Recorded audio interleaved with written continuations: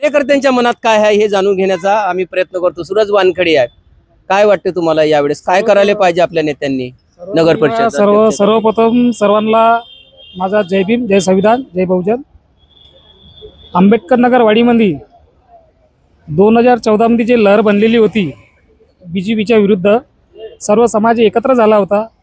पण त्याच्यानंतर नगर परिषदेच्या माध्यमातून आपण जे निवडून दिलेले जे मेंबर होते त्यातून काही लोकांनी परिपूर्ण कामं केले आणि काहींनी नाही केले। पहिली नगर परिषद होती आपली, शिकायला 5 वर्ष लागतात। शिकायला 5 वर्ष लागतात आणि त्याला घर बनायला टाइमच नाही लागला। पण जे समस्या आता वाडीमध्ये आहे, आता जे चहाच्या टपऱ्यापासून तर बारपर्यंत जे चर्चा चालू आहे की यावेळी वाडीचं राजकारण कसं होणार, नगर अध्यक्षासाठी कोण पाहिजे, तर माझी एकच इच्छा आहे की BSP प्लस काँग्रेस अगर हे युती करून आपला एक नगराध्यक्ष लढवतील तर कुठंतरी आपण बीजेपीला बॅकफुटवर आणू शकतो। राहिला विषय वंचितचा, तर मी तर नाही म्हणत वंचितचा इथं वोटर आहे म्हणून, कारण की जो बसपाचा वोटर आहे तोच वंचितचा वोटर आहे। हा एक फॅक्टर आहे। अगर हे कसं म्हणतं बसपाचा वोटर हे वंचितचा वोटर?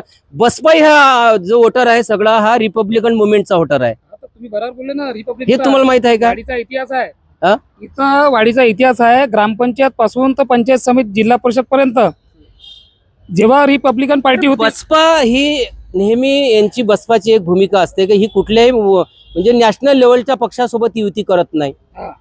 नॅशनल एकला निवडणूक बसपा लढवेल पण युतीत जाणार नाही। पण यावेळेस त्यांचा निर्णय का समविचारी पक्षासोबत आम्ही जाणार आहोत। याचं स्वागत तुमच्यासारख्या कार्यकर्त्यांनी करायला पाहिजे। तुम्ही कसं काँग्रेस सोबत पाठवताय? इतिहास असा आहे, कुठेतरी भ्रमित करत आहे तुम्ही मतदारांना, समाजाला नाही, सरळ सरळ आहे। बसपा वंचित अगर लढते बिना काँग्रेसचे, स्वागत करणार नाही समाज? समाज तर स्वागत करणार, पण तिथं हे विचार करा ना की वोटर डिवायडेशन होणार। सुरेश भाऊ, तुम्ही वैयक्तिक हे नका करू, पक्षाचा करा, आपल्या निळ्या झेंड्याचा विचार करा। तुम्ही जर स्थानिक लेवलवर वैयक्तिक म्हणून जर बोलत असाल तर एकदम ते चुकीचं आहे। ही जी चर्चा घडून आणलेली आहे ही एक सामूहिक चर्चा आहे, निळ्या झेंड्याची चर्चा आहे।